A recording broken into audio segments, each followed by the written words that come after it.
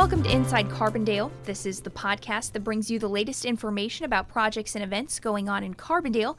I'm Amy Fox, the Public Relations Officer for the City of Carbondale, and I'm joined by Sergeant Amber Ronketto with the Carbondale Police Department. Thanks so much for joining me. Thanks for having me. And we're just a few days away from Halloween, and for many kids in the area, this means dressing up in costumes and going door to door for candy. Amber, what can the parents do to make sure their kids stay safe this Halloween? Okay, ideally parents should be going trick-or-treating with their children. As kids get older, though, they may want to go out and walk with their friends and not necessarily be with their parents.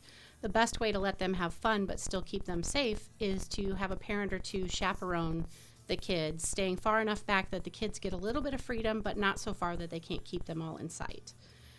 Before they leave the house, parents should ensure that their child's costume fits them properly so that they aren't tripping on capes or tails and that they can see fully through any masks or headgear.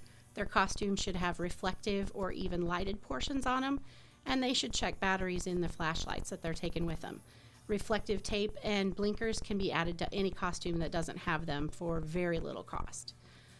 Parents and kids should make a plan together so that they're on the same page about what neighborhoods they're going to be visiting. People should really stick to their own neighborhoods where hopefully they know their neighbors and are familiar with the paths that they're going to be walking on.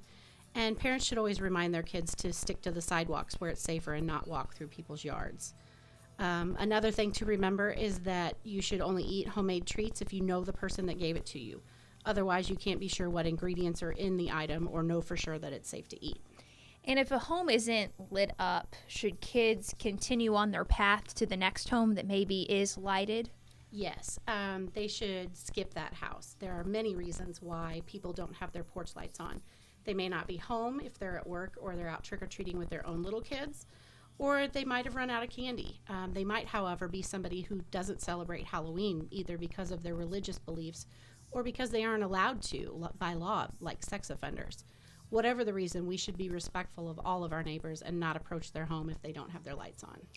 And there's a new project going on, the Teal Pumpkin Project. Tell me a little bit about that and its main purpose on Halloween. The Teal Pumpkin Project is designed to help educate people about certain health issues that children can have, whether it be allergies to nuts or other food ingredients, or because they're diabetic and they can't have candy.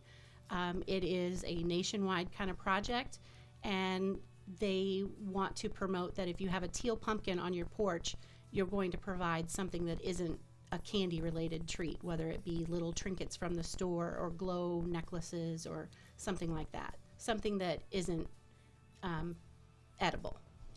And one thing, going back to those homemade treats, even if your child doesn't receive homemade treats, it's still a good idea to inspect your child's candy, because I know a lot of times when I was trick-or-treating when I was younger, some of the candy would already be unwrapped.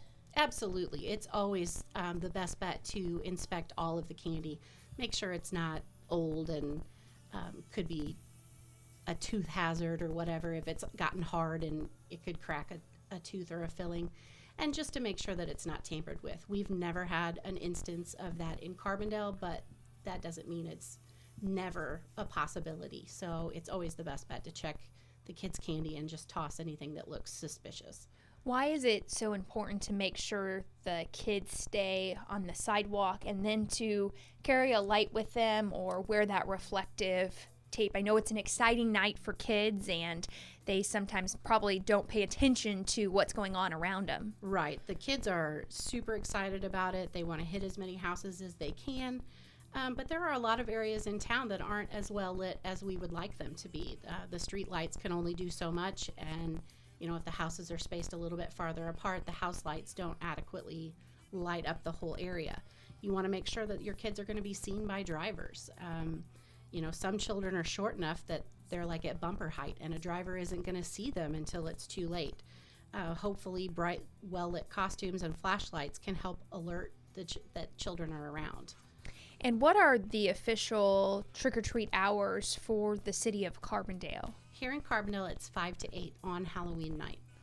And what should those drivers be doing come October 31st, especially with that heavy foot traffic throughout the neighborhoods?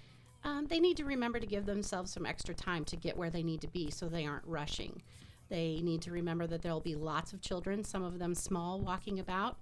Even if the children are on the sidewalks, they could trip and fall into the street, or they could be overly excited and dart out into the roadway trying to get to another house or catch up with their friends. So they just need to be extra aware of all of the extra traffic that's going on. For added safety, the Carbondale Police Department has safety patrols stationed throughout those heavily traveled neighborhoods in Carbondale on Halloween night.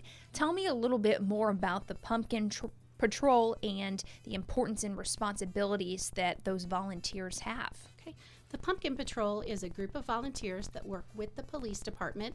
We give them safety vests so that everybody is aware of who they are and what they're doing, and we give them the phone numbers to the police department and a couple of the officers that are going to be out and about as well.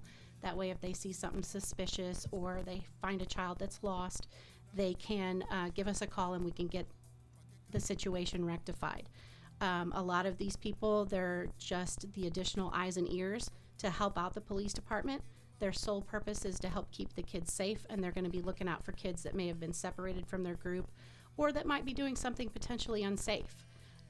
They will have all had background checks done, and like I said, they'll be wearing the bright orange reflective safety vest with the words Pumpkin Patrol on the back, so that, you know, children, if you're going out trick-or-treating without the parents, they should be told that those people are safe people that they could turn to for help if they needed it. And if people are interested in helping out with this year's Pumpkin Patrol, who do they need to contact, and when do they need to do that by? They need to contact our department's community resource officer, who's Randy Mathis. His number is 618-457-3200 with extension 402. And ideally as soon as possible. It just takes a little bit of time to do those safety checks on people and make sure that they're okay to volunteer. And really you want Halloween to be a safe night, but one that everyone can remember.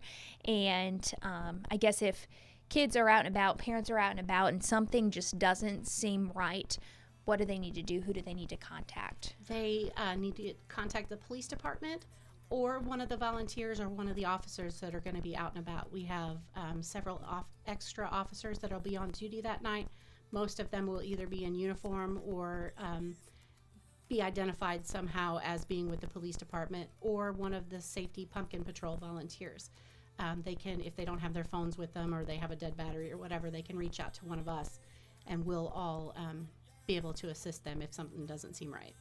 And is there anything else you would like to mention? Maybe I forgot to ask you, just as we are approaching the Halloween holiday and kids and families will be getting ready to go door to door for trick-or-treating. Right. Just make sure that everybody has fun, they stay safe, that they are not by themselves. We don't want to see anybody trick-or-treating by themselves because that can be very dangerous. And just have fun. Perfect. Thanks so much, Sergeant Ronketto, for joining us today.